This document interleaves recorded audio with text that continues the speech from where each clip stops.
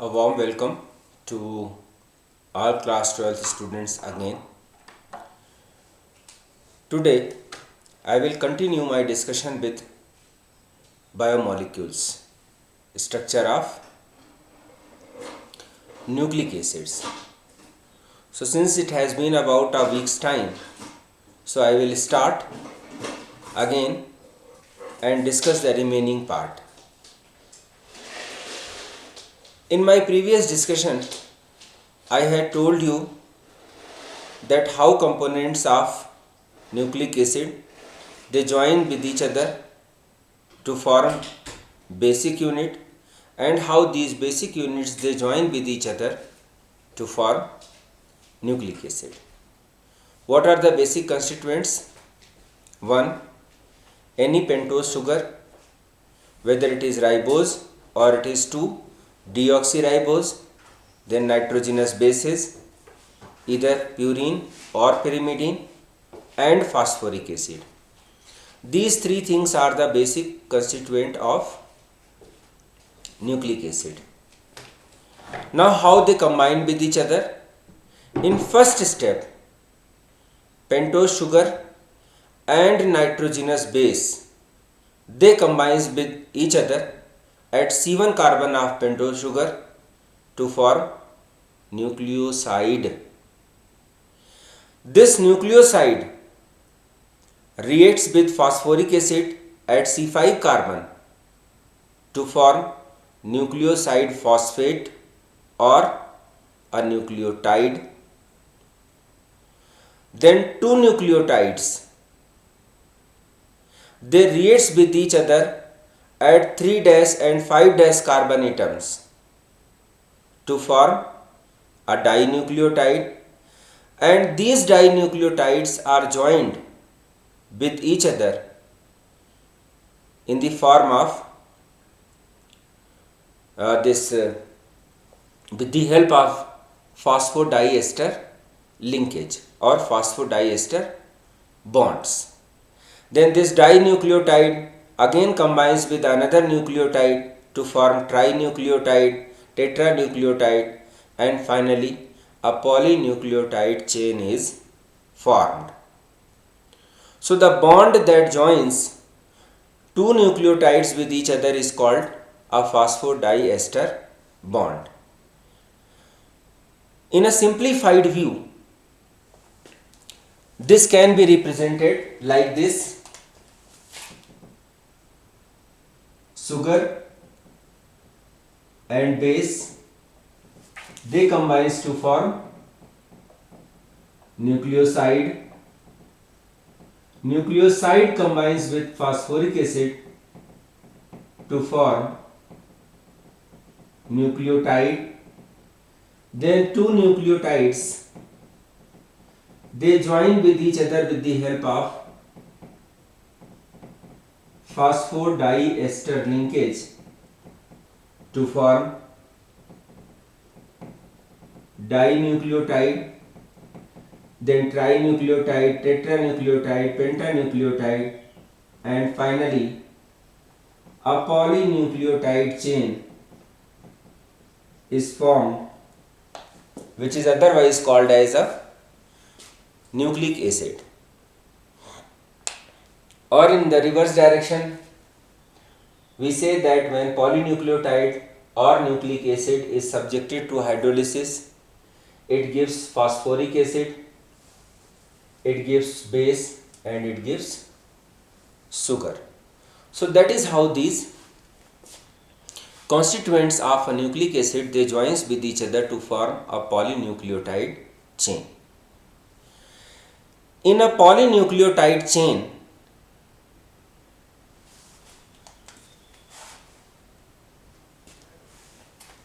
there is a sugar phosphate backbone, and with each sugar residue one nitrogenous base is attached.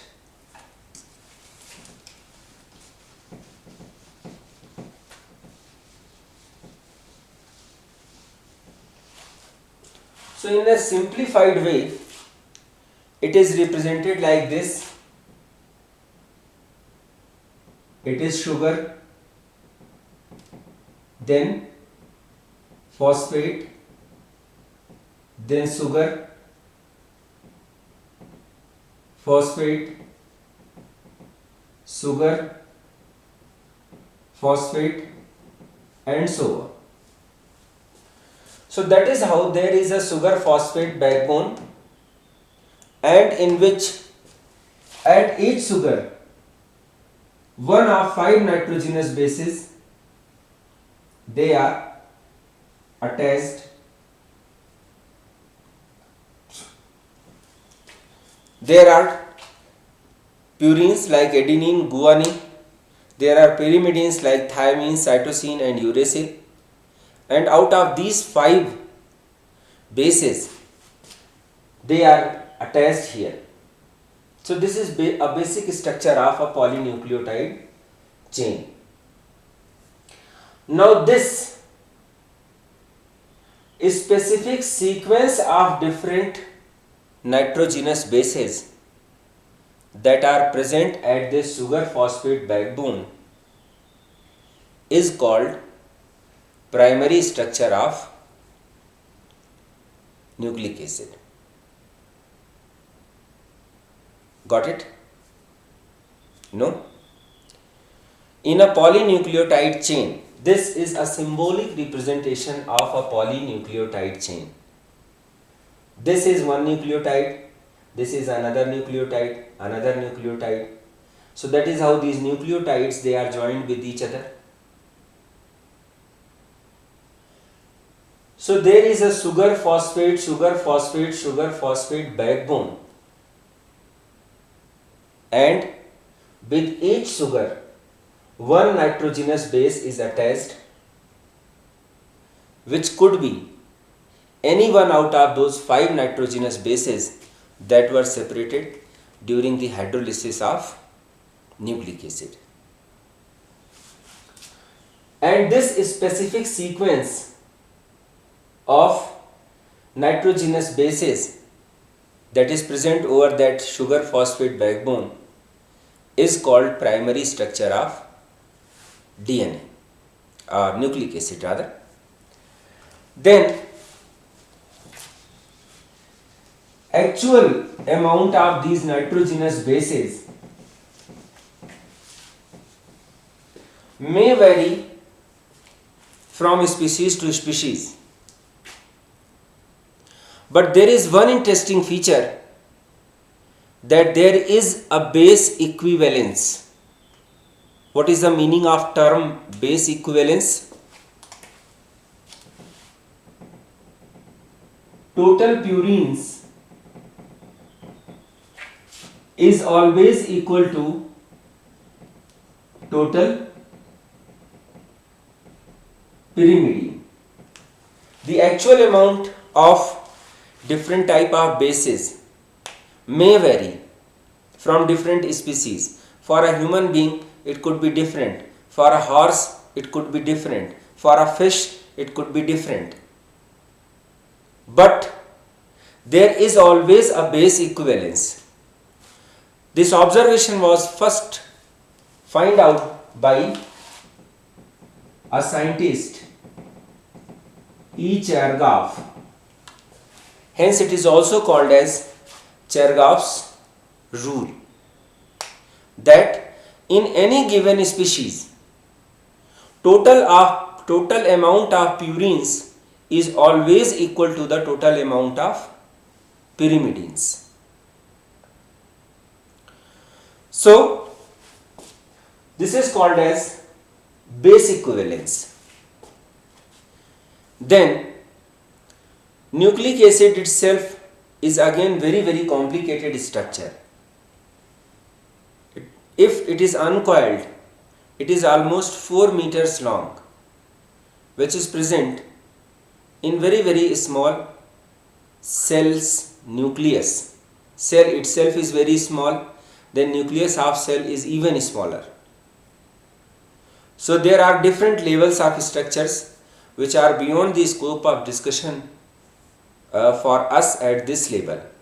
But yes, this base equivalence and replication of DNA was explained by Watson and Crick, for which in 1962 this James D.V. Watson, F.W. Crick, they got, and Wilkins, they got Nobel Prize for their discovery. His observations was based on these X-ray diffraction studies. Watson and Crick has suggested a double helical model for DNA, and with the help of this they were able to explain Chargaff's rule, that is base equivalence, which is found in different species, as well as they are also able to explain replication of DNA. According to Watson and Crick, two nucleotide chains, they are joined with each other with the help of hydrogen bond. Two nucleotide chains, they are joined with each other with the help of intermolecular hydrogen bond. And this type of intermolecular hydrogen bonding is only possible between specific base pairs. A to G, that is adenine is combined with thymine with the help of two hydrogen bonds, and guanine to cytosine. So in this way,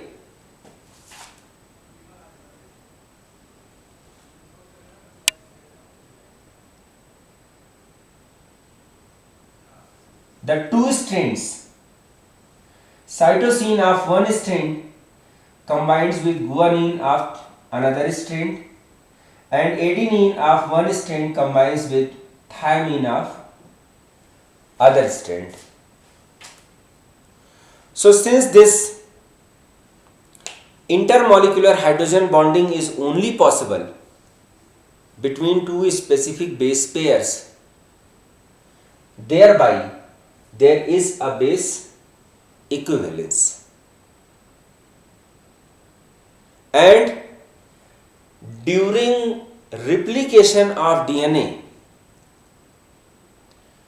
base sequence of one strand automatically selects or determines the base sequence of other strand. So that is why the two strands of a DNA, they are not identical, they are complementary with each other. Say for example, this is one strand of DNA where at first we have adenine, then we have thymine, we have guanine, then we have cytosine, we have thymine. So if this is one strand, then this strand, the complementary strand will be other. Now this A will combine with T, T will combine with A, G will combine with C, C will combine with G, T will combine with A. So the two strands of DNA are complementary with they are not identical. So that is how this double helical model proposed by Watson and Crick satisfactorily explains the base equivalence also and replication of DNA. Now this is most simplified way of understanding structure of nucleic acid. Apart from this, nucleic acids are associated. Apart from this, nucleic acids are associated with more complex structures that involves coiling and supercoiling to form chromatin, to form chromosomes, and to fit about 4 meters long DNA in such a small nucleus of the cell. So I am quite sure that with this discussion you are able to understand the structure of nucleic acids. Let me again quickly revise all the things nitrogenous base and sugar, they combines with each other to form nucleoside. This nucleoside combines with phosphoric acid to form nucleotide. Nucleotides are joined with each other to form, with the help of phosphodiester linkage, to form polynucleotide chain, and these two polynucleotide chains are joined with each other with the help of intermolecular hydrogen bond to form a double helical structure of DNA.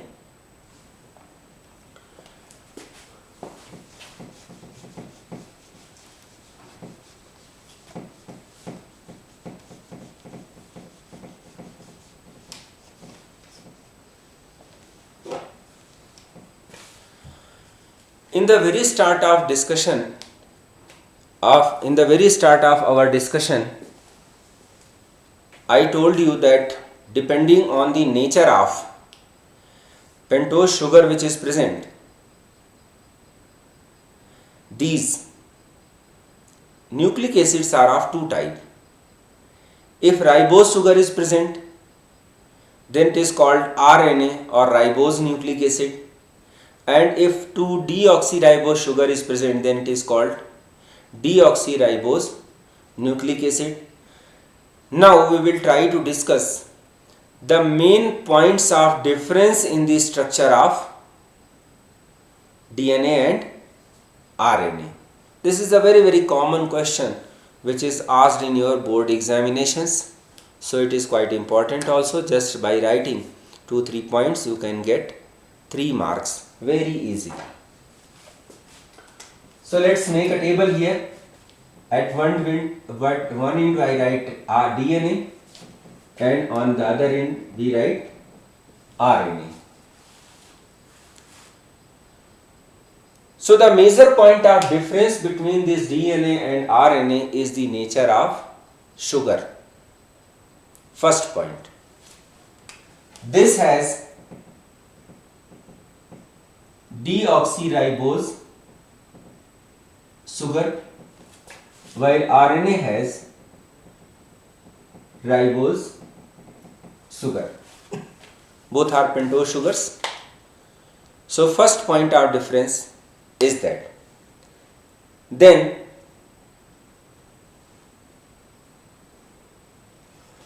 RNA has got uracil, while uracil is absent in DNA. DNA contains adenine, thymine, cytosine and guanine. RNA has adenine, guanine, thymine and uracil. Adenine, guanine, cytosine and uracil. Then another very important point, that it is double helical. Double helical. In DNA,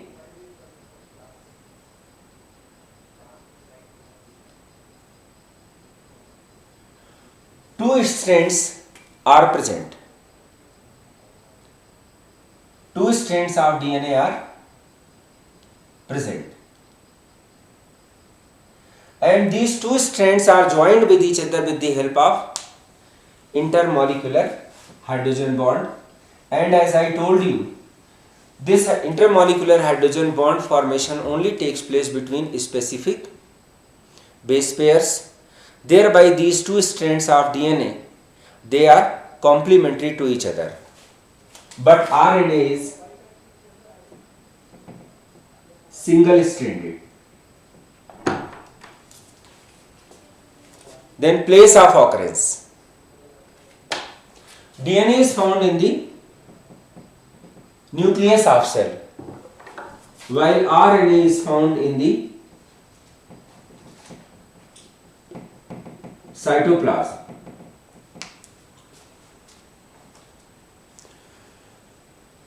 Then about function.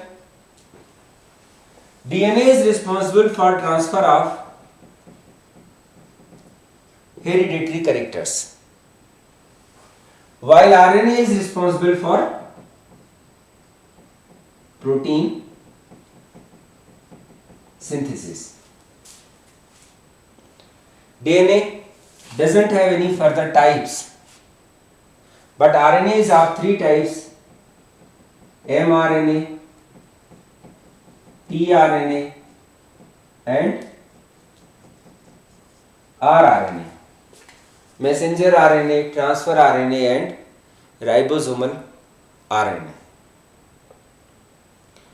So these are the main points of difference between DNA and RNA. DNA has deoxyribose sugar, RNA has got ribose sugar. In RNA, pyrimidine base present is uracil, while here it is cytosine. DNA is double helical, RNA has single strand. DNA is present in nucleus, while RNA is found in cytoplasm.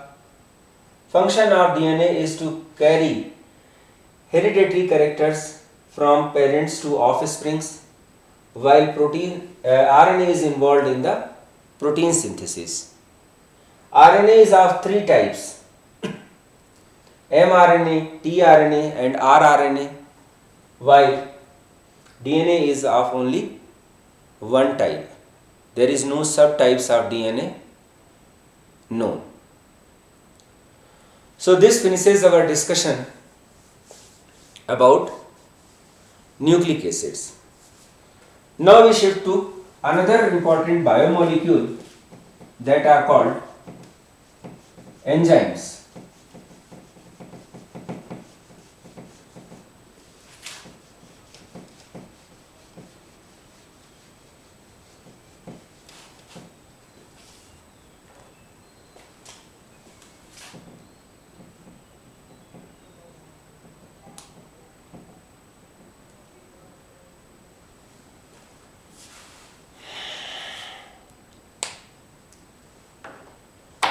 So we know about the term catalyst.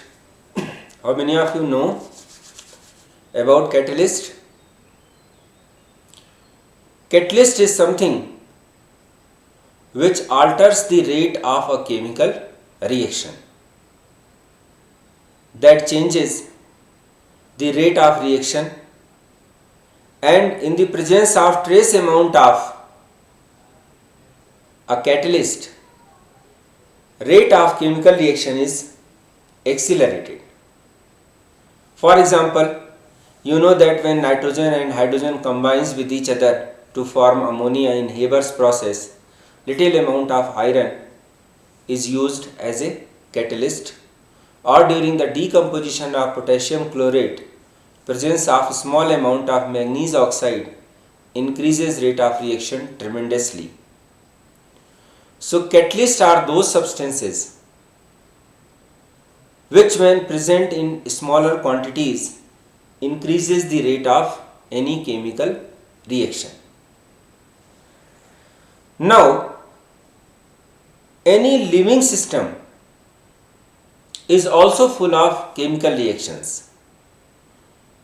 For any system to keep alive, large number of chemical reactions, they keeps on taking place every time, and these reactions are called as biochemical reactions, because these are those chemical reactions which are taking place inside a biological system.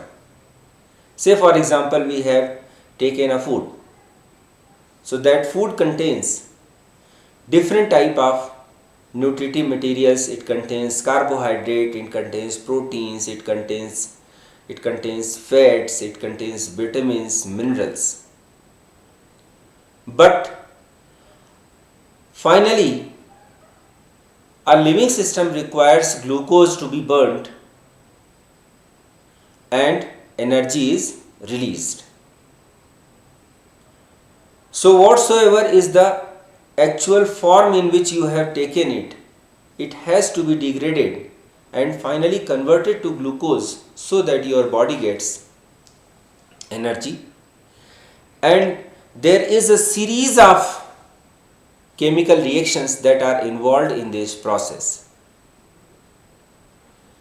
Now these complex chemical reactions or the complex series of chemical reactions that are taking place inside the living systems is catalyzed by certain substances.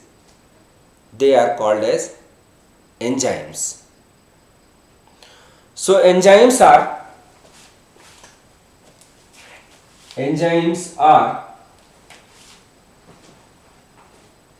biocatalysts, that is chemical substances that accelerates the rate of a chemical reaction. And most of enzymes are globular proteins.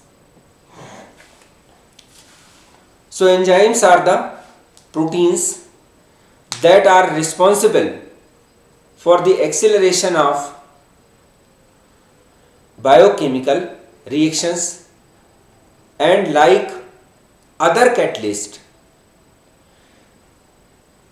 enzymes also exhibit their chemical action. Enzymes also exhibit their catalytic action by decreasing the activation energy of the reactant of the reaction. They are highly specific, highly efficient, and required in very small quantities. Although a detailed discussion of catalytic action is given in another chapter, but here I will tell you a brief amount of catalytic action. The mechanism by which enzymes exhibit their catalytic action is called lock and key mechanism.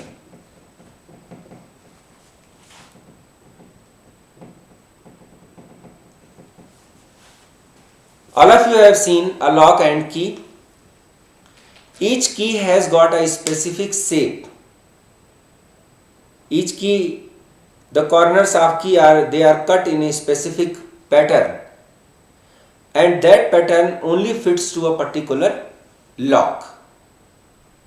If you try to use one key with another lock, it will not act.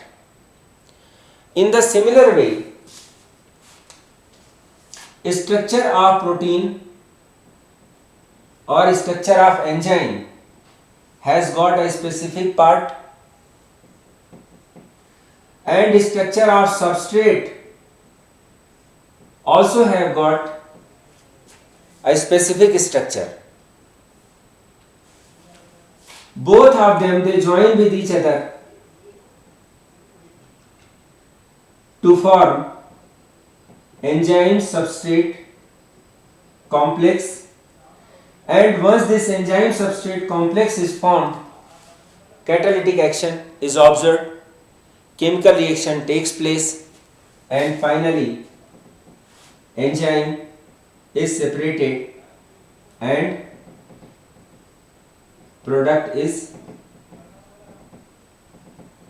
formed. So that is how enzymes exhibit their catalytic action.